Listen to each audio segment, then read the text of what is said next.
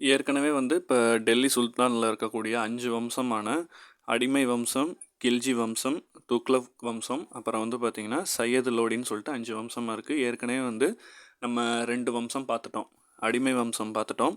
அடிமை வம்சத்தில் நமக்கு முக்கியமான ஆட்கள் குத்புதீன் ஐபக், இல்டுமிஷ், ரஷ்யா பேகம், அப்புறம் வந்து பால்பானை பார்த்தோம். அதே மாதிரி கில்ஜியில் வந்து 2 பேர் தான் வந்து நமக்கு ரொம்ப முக்கியமானது ஒன்று. ஒருத்தர் வந்து பார்த்திங்கன்னா ஜலாலுதீன் கில்ஜி, இன்னொன்று அவருடைய மருமகனான அலாவுதீன் கில்ஜி முக்கியமான ஆளுங்க. இப்போ இந்த கில்ஜி வம்சத்துக்கு அப்புறம் தான் வந்து பார்த்திங்கன்னா இப்போ நம்ம பார்க்க போகிற துக்ளக் வம்சம் வந்து ஆரம்பமாகுது. இந்த துக்ளக் வம்சத்தை பொறுத்த வரைக்கும் ஒரு 3 பேர் ரொம்ப முக்கியமான ஆளுங்க. ஒன்று வந்து கியாசுதீன் துக்ளக், அடுத்து 2வது யார் முக்கியமான ஆள் அப்படின்னு வந்து பார்த்திங்கன்னா முகமது பின் துக்ளக் நம்ம பார்க்கணும். அதன் பிறகு கடைசியாக வந்து பார்த்திங்கன்னா ஃபெரோஸ் துக்ளக் அப்படின்னு சொல்லிட்டு இந்த 3 பேர் வந்து ரொம்ப முக்கியமான ஆளுங்க இந்த துக்ளக் வம்சத்தில். ஸோ அவங்கள வந்து நம்ம கண்டிப்பாக பார்க்கணும், சரிங்களா? ஸோ வந்து இப்போ கில்ஜி வம்சத்தை பொறுத்த வரைக்கும் நமக்கு தெரியும், அலாவுதீன் கில்ஜிக்கு அப்புறம் மாலிக் கபூர் வந்து ஒரு 35 நாட்கள் மட்டும் ஆட்சி செய்கிறாரு. அதன் பிறகு சொல்லிக்கிற அளவுக்கு பெரிய கில்ஜி வம்சத்தில் ஆட்கள் இல்லை. அதன் பிறகு இந்த துக்ளக் வம்சம் வந்து ஆரம்பமாகுது. முதல் துக்ளக் மன்னர் அப்படின்னு கேட்பாங்க, அல்லது துக்ளக் மரபை தோற்றுவித்தது யார் அப்படின்னு கேட்பாங்க. ஸோ முதல் மன்னர் அல்லது துக்ளக் மரபை தோற்றுவித்தவர் யார்னா கியாசுதீன் துக்ளக், சரிங்களா? இந்த கியாசுதீன் துக்ளக் தான் முதல் துக்ளக் மன்னர். இவர் தான் வந்து பார்த்திங்கன்னா துக்லதாபாத் அப்படிங்கிற நகரத்தையே அமைத்தார். ஸோ அவர் பேர்லேயே இருக்க மாதிரி துக்ளக் மரபை வந்து பறைசாற்றும் விதமாக துக்லகாபாத் அப்படிங்கிற நகரத்தையே இவர் தான் வந்து அமைச்சார். இவருடைய மகனை தான் வந்து பார்த்திங்கன்னா ஜீனா கான், சரிங்களா? இந்த ஜீனா கான் தான் வேறு யாரும் இல்லை, முகமது பின் துக்ளக். நம்ம முக்கியமான ஆட்கள் 2 பேருமே, அப்பா பையன் 2 பேருமே முக்கியமான ஆட்கள். மகனுக்கு இன்னொரு பேர் வந்து ஜீனா கான் சொல்லுவாங்க. இந்த ஜீனா கானுக்கு இன்னொரு பேர் தான் முகமது பின் துக்ளக். இவர் ஜீனா கான்கிட்ட என்ன பண்ணுறாருன்னா வாரங்கல் மீது போர் பண்ண சொல்கிறாங்க. வாரங்கல் பகுதிக்கு. வாரங்கல் பகுதியை வந்து ஆட்சி செய்கிறது யார் அப்படின்னு வந்து பார்த்தீங்கன்னா காக்கத்திய அரசனான பிரதாப ருத்ரதேவன். அவங்க தான் வந்து பார்த்திங்கன்னா வாரங்கல் பகுதியை ஆட்சி செய்கிறாரு. அந்த பிரதாப ருத்ரதேவனை எதிர்த்து, காக்கத்திய அரசனை எதிர்த்து துக்ளக் வம்சத்துலேருந்து வந்து பார்த்திங்கன்னா ஜீனா கானாகிய முகமது பின் துக்ளக்கை வந்து போர் செய்ய சொல்லி இவர் அனுப்பி வைக்கிறாரு. யாருன்னா கியாசுதீன் துக்ளக். அப்பா வந்து கியாசுதீன் துக்ளக் மகனை போய் போர் பண்ண சொல்கிறாங்க. போரில் போயிட்டு இவர் ஜெயிக்கிறாரு. முகமது பின் துக்ளக் வந்து ஜெயிக்கிறாரு. பெரும் செல்வத்துடன் நாட்டுக்கு திரும்பி வராரு. அங்கே வந்து வாரங்கல் பகுதியில் இருக்கக்கூடிய எல்லா செல்வத்தையுமே அங்கேருந்து எடுத்துக்கிட்டு வராரு. பெருஞ்செல்வத்தோட நாடு திரும்புகிறாரு. நாடு திரும்பிய பிறகு சதி செய்து தனது தந்தையே வந்து அவர் கொலை செய்ததாக வரலாறுகள் வந்து கூறுது, சரிங்களா? ஸோ துக்ளக் மரபை தோற்றுவித்த கியாசுதீன் துக்ளக்கை அவருடைய மகனாகிய ஜீனா கான், முகமது பின் துக்ளக்கே வந்து பார்த்திங்கன்னா சதி செய்து கொலை செய்ததாக வரலாறு கூறுது. இப்போ வந்து கியாசுதீன் துக்ளக் எவ்வளோ நாள் ஆட்சியில் இருந்தார்னு பார்த்திங்கன்னா துக்ளக் மரபே 1320 தான் ஆரம்பிக்குது. அதுலேருந்து ஒரு 5 ஆண்டுகள் அவர் இருந்திருப்பார். 325 வரைக்கும் அவர் இருந்திருப்பார். 1320 25 வரைக்கும் கியாசுதீன் துக்ளக். அதன் பின்பு ஒரு 26 ஆண்டுகளுக்கே வந்து பார்த்திங்கன்னா முகமது பின் துக்ளக் தான் ஆட்சியில் இருப்பார். இந்த முகமது பின் துக்ளக் வந்து 1325 51 வரைக்கும் இருப்பார். இவர் வந்து பார்த்திங்கன்னா வரலாறில் இவரை எப்படி எல்லாம் போர்ட்ரேட் பண்ணுறாங்கன்னா ஒரு குழப்பவாதியாகவே தான் இந்த வரலாற்று பக்கங்களில் இவரை வந்து எல்லாருமே சொல்கிறாங்க. அதாவது கொஞ்சம் கேலியான ஆளாக, கொஞ்சம் காமெடியான ஆளாகவும் இவரை வந்து போர்ட்ரேட் பண்ணுறாங்க. ஆனால் இவர் செஞ்ச நிறைய விஷயங்கள் ஒரு தொலைநோக்கு பார்வையோட இருந்தாலுமே அது வந்து மக்களுக்கு வந்து பொருந்தாத காலத்தால் அவர் இருந்தார். என்னென்னு நம்ம ஒன்று ஒன்றா பார்ப்போம். முதல்ல வந்து தலைநகர் வந்து டெல்லியில் இருக்குது. டெல்லி தான் வந்து தலைநகராக இருந்தது. அது வந்து இவங்க வந்து மங்கோலியர்கள், அப்புறம் வந்து மேற்கு நாட்டு ஆளுங்களால் அடிக்கடி வந்து பார்த்திங்கன்னா போர் படையெடுப்பு வரத்துக்கான வாய்ப்பு அதிகமாக இருக்குது. டெல்லி வந்து பாதுகாப்பு இல்லாத ஒரு நகரமாக இருக்குது அப்படின்னு சொல்லிட்டு தலைநகரை வந்து தேவகிரிக்கு மாற்றுறாரு. ஸோ இது எல்லாருமே நினைக்கிற ஒரு விஷயம் தான், தலைநகரை மாற்றினா எவ்வளோ விஷயம் நடக்கும்னு உங்களுக்கே தெரியும். கவர்மெண்ட்டுக்கு முக்கியமான ஆஃபீஸ்லாம் அங்கே போனால் பரவாயில்ல. இவர் என்ன சொல்கிறாருன்னா டெல்லியில் இருக்க அனைத்து மக்களுமே என் கூட நீங்கள் தேவகிரிக்கு வரணும் அப்படின்னு வந்து ஒரு கட்டளை இடுறாரு. விருப்பமே இல்லாமல் கட்டாயப்படுத்தி மக்கள் எல்லாம், நீங்கள் ஊனமுற்ற ஆளாக இருந்தாலும் சரி, மாற்றுத்திறனாளி யாராக இருந்தாலுமே சரி, முதியவராக இருந்தாலுமே சரி, டெல்லியில் இருக்க அனைவரும் தேவகிரிக்கு வரணும் அப்படின்னு வந்து சொல்கிறாங்க. தேவகிரிக்கு ஒரு கிட்டத்தட்ட ஒரு 30லேருந்து 40 நாள் பயணம். எல்லா மக்களையுமே வந்து பார்த்திங்கன்னா தன்னோட தலைநகரை மாற்றினார். டெல்லியிலேருந்து தேவகிரிக்கு அழைத்துட்டு வராரு. அழைத்துட்டு வந்துட்டு தேவகிரிக்கு வந்து பார்த்திங்கன்னா தௌலதாபாத் அப்படின்னு பேரை மாற்றுறாரு. தேவகிரியை தௌலதாபாத் அப்படின்னு வந்து பேரை மாற்றுறாரு. இப்போ ஏற்கனவே நம்ம பார்த்தோம் துக்லகாபாத் அப்படின்னு யார் அந்த நகரத்தை அமைச்சார்னா கியாசுதீன் துக்லக். அதே மாதிரி தௌலதாபாத்தை உருவாக்குனது யார், அல்லது தேவகிரியை தௌலதாபாத் என்று பெயர் மாற்றியது யாருன்னா முகமது பின் துக்லக். இவர் தான் மாற்றுறாரு. ஸோ டெல்லியில் யாருமே இல்லை. இந்த நேரம் தான் வந்து பார்த்திங்கன்னா மொரோக்கோ பயணி இபின் பதுதா அவர்கள் வந்து டெல்லிக்கு வருகை தராரு. வந்து பார்த்தா டெல்லியில் யாரையுமே காணோம். அதாவது மக்களே இல்லாத மாதிரி டெல்லி இருக்குது. இதை பார்த்தோன்னா கைவிடப்பட்ட டெல்லி அப்படின்னு ஒரு வார்த்தையை இவர் தான் இங்கே பயன்படுத்துகிறாரு. கைவிடப்பட்ட டெல்லின்னு இபின் பதுதா அவர்கள் வந்து இங்கே வந்து ஸ்டேட்மெண்ட்டை ஹைலைட் பண்ணுறாரு. அவர் வந்து மொரோக்கோ நாட்டு ஒரு பயணி. இப்போ வந்து இது முக்கியமான விஷயமா. அதன் பிறகு இவருக்கு சில தகவல்கள் வருது. டெல்லி மீது படையெடுப்பு நடக்கிறதுக்கான வாய்ப்புகள் அதிகமாக இருக்கணும்னு மீண்டும் என்ன பண்ணுறாருனா தேவகிரியிலேருந்து டெல்லிக்கு தலைநகரம் மாற்றுறாரு. இது வந்து திரும்பி மக்கள் தன்னோட எல்லா மக்களையும் திருப்பி டெல்லிக்கு கூட்டிகிட்டு போகிறாரு. இதனாலேயே இவரை வந்து பார்த்திங்கன்னா வரலாற்றில் இவரை வந்து ஒரு எப்படி சொல்கிறது, ஒரு முரண்பாடான ஆள் அப்படிங்கிற மாதிரி சொல்கிறார். முரண்பாட்டின் மொத்த உருவம்னே இவரை வந்து சொல்லுவாங்க. அவ்வளோ பேரை இவர் வந்து இது பண்ணியிருக்காங்க. அந்த பயணத்தில் நான் திருப்பி 40 நாள் எங்கன்னா தேவகிரி தௌலதாபாத்லேருந்து டெல்லிக்கு போனோன்னு நிறைய பேர் இந்த பயணத்தில் இறந்ததாகவும் தகவல்கள் நமக்கு கிடைக்கப்பெறுது. ஸோ இதனால் என்ன ஆகுதுன்னா இவர் வந்து பார்த்திங்கன்னா நிறைய பேர் மக்களுடைய வெறுப்பை வந்து இவர் வந்து சம்பாதிச்சிருக்காரு. சரிங்களா? ஸோ அடுத்து இவரை பற்றி நம்ம முக்கியமாக பார்க்க வேண்டியது இவர் விதித்த வரி விதிப்பெல்லாம் நம்ம வந்து பார்க்கணும்.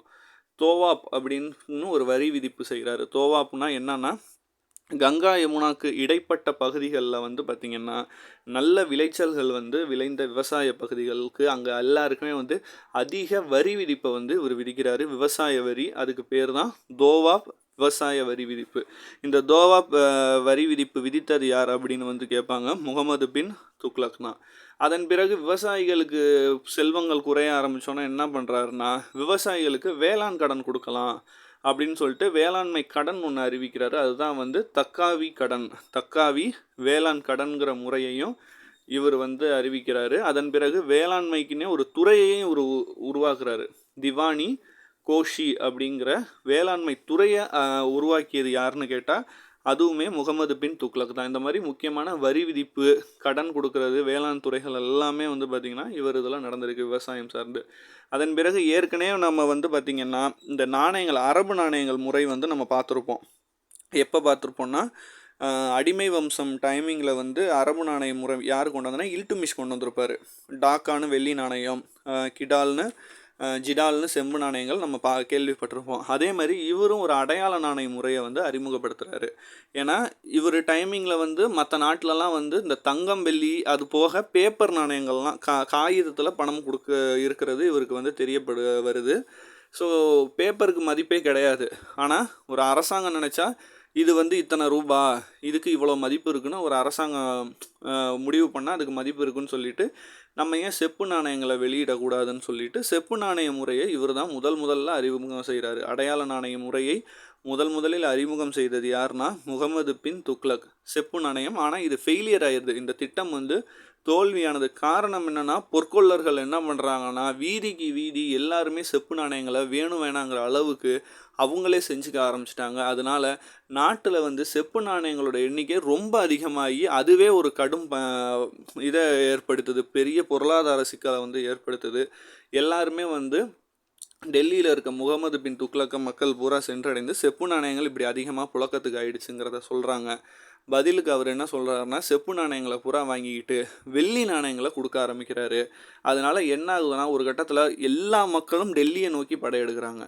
அவ்வளோ பேர் வந்து அவ்வளோ செப்பு நாணயங்களை கொடுத்து வெள்ளியை பெற்றுக்கிட்டே போகிறாங்க. ஒரு கட்டத்தில் அரசாங்க கஜானா முழுக்க செப்பு நாணயங்களாக நிரம்பி வெள்ளி நாணயங்கள் பூரா தீர்ந்து போகுது. கடன் சொல்லப்போனால் அரசாங்கத்துக்கு ஒரு மிகப்பெரிய பொருளாதார இழப்பை வந்து இது ஏற்படுத்துது. இதனால தான் இவரை வந்து காலத்துக்கு பொருந்தாத மன்னனா, திட்டம் நல்ல திட்டம், ஆனால் அதை வந்து எப்படி பண்ணுறதுன்னு ஒரு கண்ட்ரோல் சிஸ்டம் இல்லாமல் பண்ண வசிக்க அது பெரிய ஃபெயிலியர் ஆகி போகுது. இந்த நேரம் இதை தான் வந்து இதனால தான் முரண்பாட்டின் மொத்த உருவம்னு வந்து எல்லாருமே சொல்லுவாங்க. இந்த நேரம் நம்ம ஏற்கனவே பார்த்தோம் இப்பின் பதுதா அந்த பயணி இருந்தார். அதே மாதிரி பராணி அப்படின்னு ஒரு பயணி, 2 பயணியுமே வந்து இவர் வந்து முகமது பின் துக்ளக் வந்து ஆதரிக்கிறாரு. அது மட்டும் இல்லாமல் இவருடைய ஃபுல் ஃபோக்கஸ் வந்து எங்கே இருக்குன்னா முழுக்க முழுக்க மேற்கு, அதாவது மேற்கு மற்றும் வடக்கு பகுதிகளை வந்து இவர் வந்து அடுத்தடுத்து ஃபோக்கஸ் பண்ணுற வசிக்கு சவுத் சைடு இருக்கக்கூடிய நாடுகள் பூரா தனக்கு தானே வந்து சுதந்திரம் வந்து அறிவிப்பு வந்து விட்டுக்கிட்டாங்க. யாருமே வந்து சுல்தானுக்கு வந்து வரி கொடுக்கல. அதே சமயம் அவங்கள வந்து ஒரு இது பண்ணலை, கன்சிடர் பண்ணாமல் தனக்கு தானே வந்து சுல்தானுடைய பிடியிலேருந்து வந்து விடுதலை கொடுத்துக்கிட்டாங்க. யாருன்னா இது மேட்ச் த ஃபாலோவிங்கில் கேட்பாங்க. மதுரை சுல்தான் நம்ம ஏற்கனவே பார்த்தோம். மாலிக் கஃபூர் மதுரை வரைக்கும் படையெடுத்து வந்ததை நம்ம பார்த்துருக்கோம். மாலிக் கஃபூர் வந்தார். மதுரை சுல்தானியம் வந்து தனக்கு தானே சுதந்திரம் அறிவித்து கொண்ட ஆண்டு 1333 34 அறிவிச்சுக்கிட்டாங்க. அடுத்து வந்து விஜயநகரம் ஆந்திரா சைடு இங்கிட்டலாம் 1336. அப்புறம் வந்து வங்கம் பகுதிகள் வந்து 1346. அப்புறம் வந்து பாமணிக் அது வந்து பார்த்திங்கன்னா 1347. ஏறத்தாழ ஒரு 10 to 12 ஆண்டுகள்லேயே சவுத் சைடு இருக்கக்கூடிய எல்லா பெரிய பெரிய ராஜ்யங்களும் வந்து பார்த்திங்கன்னா தனக்கு தானே சுதந்திரம் அறிவித்து கொண்டு இந்த டெல்லி சுல்தான்கள்லேருந்து வந்து பார்த்திங்கன்னா அவங்க வந்து விலகிக்கிட்டாங்க. அதனால் அவங்களுடைய எல்லைகள் வந்து குறுக ஆரம்பிச்சிச்சு. இதனாலே என்ன சொல்கிறாங்கன்னா முகமது பின் துக்ளக்கை முரண்பாட்டின் மொத்த உருவம் அப்படின்னு சொன்னதும் யாருன்னா இப்பின் பதுதா அவர்கள் தான். இது வந்து ஒரு முக்கியமான ஸ்டேட்மெண்ட். ஸோ இவ்வளவு போயிட்டுருக்கு. அப்புறம் இவருக்கு அப்புறம் வந்து சொல்லிக்கிற அளவு பெரிய யாரும் கிங் இல்லை. அதன் பிறகு 1351 வந்து தான் ஃபெரோஸ் ஷா துக்ளக் இவர் வந்து வராரு. இந்த ஃபெரோஸ் ஷா துக்ளக் வந்து பார்த்திங்கன்னா கொஞ்சம் முக்கியமான ஆள். இவர் கடைசியாக கொஞ்சம் முக்கியமான ஆள். இவருக்கு வந்து ஒரு வாசீர்னால் வந்து தலைமை அமைச்சர் ஒருத்தர் இருக்கார். இந்த தலைமை அமைச்சர் ஏன் முக்கியமான ஆள்னா இவர் ஃபெரோஷாபாத் துக்ளக்கோட அமைச்சர் தான். இவர் வந்து பார்த்திங்கன்னா பிறப்பால் வந்து இவர் வந்து பார்த்திங்கன்னா இவர் பிறக்கும்போது முஸ்லீம் கிடையாது. இவர் வந்து ஒரு மதமாற்றம் செஞ்சுக்கிறாரு. சரிங்களா? இவர் வந்து இவரோட இயற்பெயர் வந்து இவர் வந்து ஒரு பிராமணர். இவர் பேர் வந்து கண்ணு அப்படிங்கிறது தான் இவரோட இயற்பெயர். ஆனால் இவர் வந்து வாரங்கல் படையெடுப்பின் போது இவர் வந்து பார்த்திங்கன்னா தன்னை வந்து ஒரு இஸ்லாமிக் இதில் மாற்றிக்கிறாரு. இவரோட பெயர் வந்து பார்த்திங்கன்னா கான்இ ஜாகான் மக்பார் அப்படிங்கிறது பேரை வந்து மாற்றிக்கிறாரு. இவர்கிட்ட தான் குறிப்பிடத்தக்க சொல்ல விஷயம் என்னென்னா 2000 பெண் அடிமைகளை வந்து இவர் வைத்திருந்தார். சரிங்களா? இவர்கிட்ட 2000 பெண் அடிமைகள் இருந்தது. அப்புறம் ஃபெரோஸ் துக்ளக் அவர்களுடைய ஆட்சி காலத்தில் முக்கியமான விஷயம் எதுன்னு வந்து பார்த்திங்கன்னா நீர்ப்பாசனத்துக்கு ஒரு முக்கியமான இது பண்ணார். சட்லஜ் ஷானி அப்படிங்கிற இடத்துலையும் அப்புறம் வந்து யமுனாவில் வந்து பார்த்திங்கன்னா ஹிசார் அப்படிங்கிற கால்வாய்கள் 2ஐயும் வந்து ஏற்படுத்தி நீர்ப்பாசனத்துக்கு வந்து ஒரு முக்கிய வழி செஞ்சார். அது இல்லாமல் அதுக்கு வரியும் விதித்தார். சரிங்களா? அது மட்டும் இல்லாமல் 1200 தோட்ட பூங்காக்களை உருவாக்கியிருக்காங்க. இது வந்து ஃபெரோஸ் துக்ளக் அவர்களுடைய ஆட்சி காலத்தில் வந்திருக்கு. அதிகமான பூங்காக்கள் உருவாக்கப்பட்டது, தோட்ட பூங்காக்கள் உருவாக்கப்பட்டது இவருடைய ஆட்சி காலத்தில் தான். அதே மாதிரி இவரும் வந்து ஃபெரோஷாபாத் அப்படிங்கிற நகரத்தை அமைத்தார்.